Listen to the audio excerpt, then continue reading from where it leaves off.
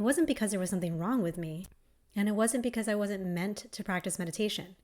I simply hadn't chosen the right styles, the right guidance, and the right supporting practices that could meet me where I was in the moment and guide me along the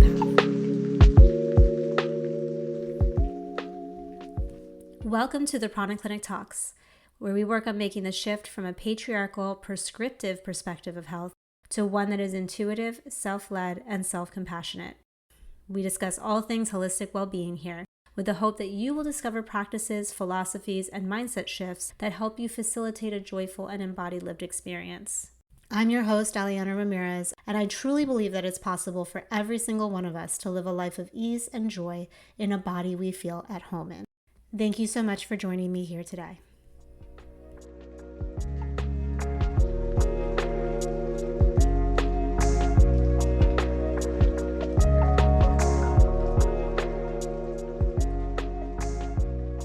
Hello and welcome back to the Prana Clinic Talks. I'm Aliana, and today we are talking about meditation. What is it? Why would we want to practice it? Is the hype really worth it? I find that generally when we talk about this topic, people are in one of two camps. Either they meditate religiously and they feel like it's made a huge impact in their lives and their ability to function well and be connected with themselves. Or in the other camp are the people that feel like meditation's just not for them. Their minds are too busy. They can't turn off their thoughts. It doesn't feel great to sit still. And I want to talk a little bit about my experience in both camps, because I formerly was a member of the latter. Meditation wasn't for me. Sitting still felt uncomfortable, unbearably uncomfortable. My thoughts felt too busy. I found meditation to be, I'll use the word even though it's dramatic, nearly torturous. Today, meditation is an integral part of my daily practice. It has given me some beautiful, beautiful moments. It has helped me explore myself, my motivations, my understandings of the world, the environment around me. It has given me respite during challenging times. It has kept my head on straight during moments where I felt really, really overwhelmed. And I cannot state enough how important I feel it is to find a practice that allows you to access a state of meditative awareness and remain there for some period of time. Just like anything new, it can feel challenging at first for many of us. Our society is not designed to help our brains reach states of stillness, present moment awareness, and quiet introspection. And that's all the more reason why it's so important for all of us to find a practice that allows us to cultivate this.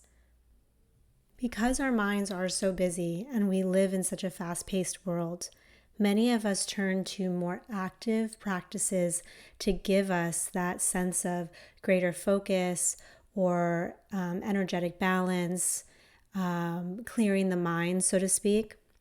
It's a phrase a lot of us use, even though that's technically not what meditation is, but we'll get into that in a minute. We use more active practices. So a lot of people will say, the gym is my meditation. Going for a run is my meditation. Certain hobbies they feel puts them in a meditative state is a meditation for them. Yoga, asana, is my meditation. I like to practice a moving meditation, right? These are all things that people often say when confronted with the concept of meditation and the importance of it. And all of those activities and practices have their place and are also essential for mental clarity, mental health, cognitive well-being. There's plenty of studies that have come out about the importance of exercise and movement for our cognitive state and our cognitive health. That said, I think it's important for us to acknowledge that it is not the same thing as a meditation practice that is practiced when the body is in stillness. Because the fact of the matter is that when our body is moving, our brain has a lot to do.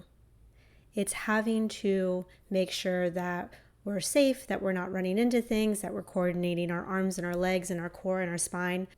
Our eyesight and focus has to be on point. It is a different experience. I am not here saying that one experience is better than the other. All I'm saying is that there is a difference, and if we are relying on physical movement only for our meditations, we are missing out on a set of benefits and experiences that can only come when we allow the body to truly become still. So I think it's really important for all of us to take up some form of a meditation practice. And contrary to popular belief, it's not because we need to clear our minds, clear our thoughts.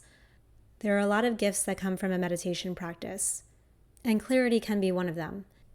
But if we're focusing on that, we're really missing out on the bigger picture. And emptying the brain really isn't the main goal here. I feel like the gifts that we really get from meditation can be summed up kind of in two main categories. That first main category is rest. When we rest our mind and rest our bodies at the same time, we are giving ourselves the opportunity to bring more balance to our mind-body system. And I mean that literally. Shifts in hormones, neurotransmitters, digestion, sleep patterns, all of the benefits that come from rest can be cultivated through a meditation practice.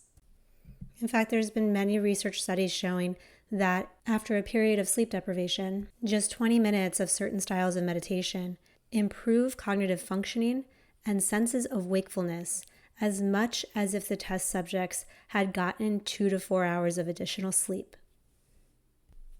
And that's a pretty good bang for your buck, if you ask me. 20 minutes of time to feel like I slept another 2, 3, 4 hours? Yes, please, I'll take it. And then, of course, if we consider that rest is one of the most beneficial things that we can do when it comes to stress management, it's no surprise that meditation practices can be one of the best tools that we have when it comes to managing the impact that stress has on our health. Okay, so I said that there were two main categories. First one, rest, that we just talked about. Number two, understanding. These are practices in which we explore the patterns and qualities of both ourselves and the world around us to develop a more intimate understanding and awareness of reality as it is. In a lot of traditions, yoga, Buddhism, these would be considered tools to be used on the path of spiritual growth. Now, there's certainly overlap between the two categories. Meditation practices that allow us respite and rest can also provide us with insight. Insight practices can provide us with a sense of peace and rest. If we're exploring the qualities of reality for deeper understanding, we will eventually reach the direct experience of the energy that supports the entire universe, and that energetic quality is one of bliss. But the journey along the way to that truth can sometimes be uncomfortable.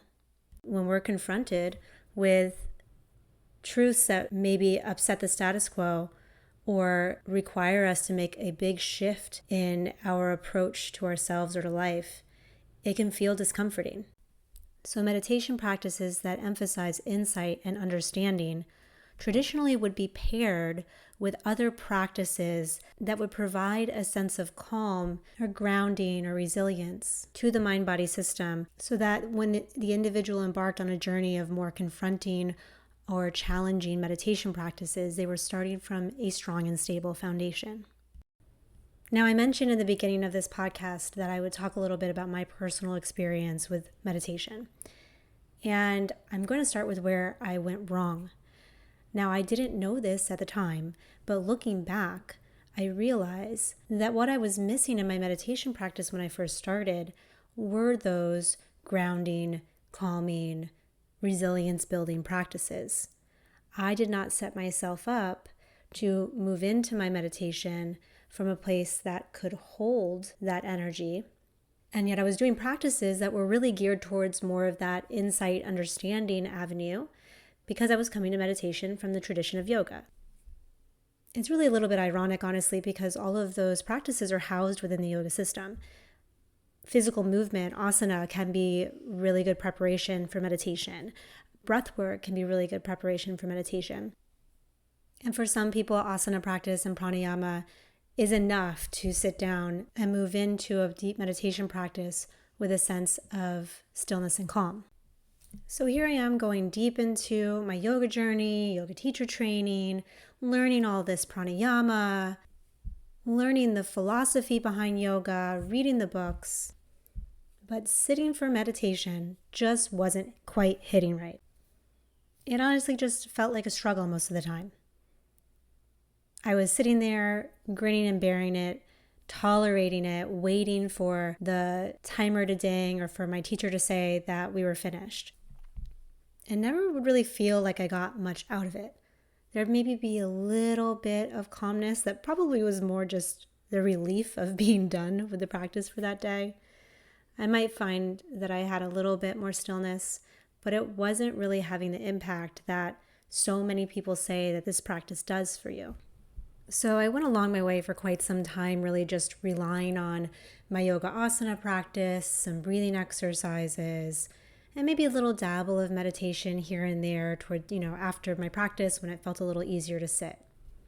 And because I had shifted to such a committed movement practice, it really did a lot for me still. And so I didn't feel so strongly that meditation was an important component of my personal self-care or my spiritual yoga journey. But that also meant that I really had to rely on a physical practice to keep myself feeling like I was in a state of balance and calm. And you don't know what you don't know, and you don't know what you've never experienced. And so I was just trucking along the way most do, feeling like, well, I'm doing better than before, and still managing a lot of, we'll call them symptoms, that I didn't have to live with than I thought I did. And then over time, any new practice, especially a movement practice, you're going to get so many benefits out of it when you first start it or when you first become more committed to it. You're going to grow for quite some time just from the physical practice itself. You're clearing out old energy, you're reaching new levels of expansion, your nervous system is functioning better, your circulatory system is functioning better, so you're going to feel so great. But then there is a law of diminishing returns, and over time your practice becomes a maintenance practice, and eventually you reach a place where you realize there's still some room for growth here.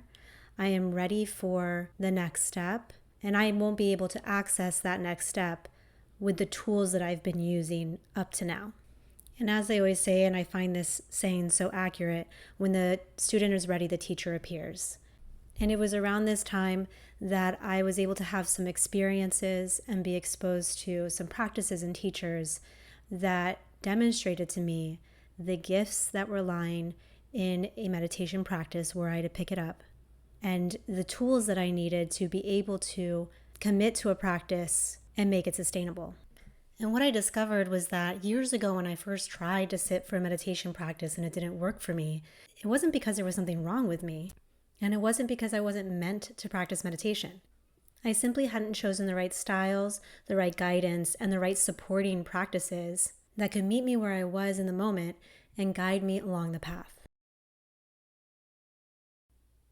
What I learned was that I needed something else in between before I jumped right into those more insight-focused, open awareness type of meditations. I needed meditations really that looked more like meditations for respite or rest, along with some other nervous system regulation techniques to help prepare me better to sit. There are also more specific things that help me. For example, I really needed guided meditations in the beginning. Someone who spoke with just the right amount of frequency to guide my mind like a little puppy that needed boundaries and limitations, but also spent enough time in quiet to allow me time to work on building the muscle of focus. Once I discovered my magic formula, it did not take long for meditation to become something that I craved. Not only was it something I looked forward to, but it also became something that was easier and easier to access each time I sat. That's kind of the beauty of meditation. Any other form of exercise, in order to continue seeing benefits, you need to spend more time, work harder, lift more weight, run farther distances. With meditation, it's the opposite. The more frequently that you sit, the quicker you are able to get into a meditative state. And you reap benefits from even shorter periods of practice. And benefits last longer until eventually you feel the effects 24/7, and you end up experiencing an almost meditative quality in your thoughts and emotions throughout your day. Once I had really built up this foundation, I was able to then start to delve into other types of meditation, meditations that were more spiritually focused, that emphasized insight, awareness, and understanding. Meditations with minimal or no guidance became very comfortable for me, and that allowed for a new sense of freedom and flexibility in my practice. I really went from someone who hated meditation, would practice it like I was swallowing a pill, to someone who feels like they're walking around with a secret superpower in their back pocket. So I promise you, if I can do it, you can do it too. If you've ever had interest or you've listened to the list of benefits that can come from this practice and thought, wow, it would be great to have access to that, but meditation just doesn't feel like it's for me, you just might need to do a little bit more exploration to see what practices are the right fit for you right now. And maybe find someone that can guide you through those beginning stages. I promise you, there is a routine that will work for you without all of the pain and frustration that I experienced at the beginning of my journey.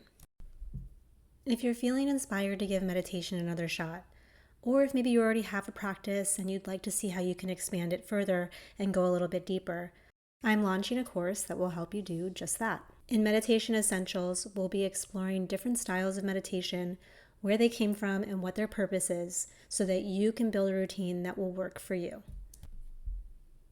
Whether you're coming to the practice with the intention of building your ability to focus, or reduce stress levels, or connect more deeply with yourself, there are styles that work best for each purpose, and we will explore them together. I'm going to share all the little tips and tricks that I've learned over the years. If you are joining this program when it launches, we're also going to be getting together every week for live sessions to practice in community and give you a chance to get your questions answered. This course is a part of a bigger rollout that I'm offering this fall that also includes 2 other classes later on in the year. So if you're interested in Meditation Essentials or you want to learn more about the other 2 courses, you can click on the links in the show notes below or just head straight to the website www.pranaclinic.co. Meditation Essentials launches September 18th, and the first live session is the following week, so you do have a little bit of extra time to make a decision. But I really encourage you to join this first group because this is probably the only time that I'm going to be offering live sessions along with the course, and I think that you'll really get a lot out of them. I really hope to see you in there, but if you're not quite ready this round, I still want to encourage you to give meditation another try. There are plenty of free resources out there, both online and in person, and with enough patience and curiosity, you will eventually find the practice that's right for you. I'm Aliana, and this was the Prana Clinic Talks. Thank you so much for listening in today. I hope you found this episode insightful, and I wish you the best of luck with your practice. Talk to you again soon.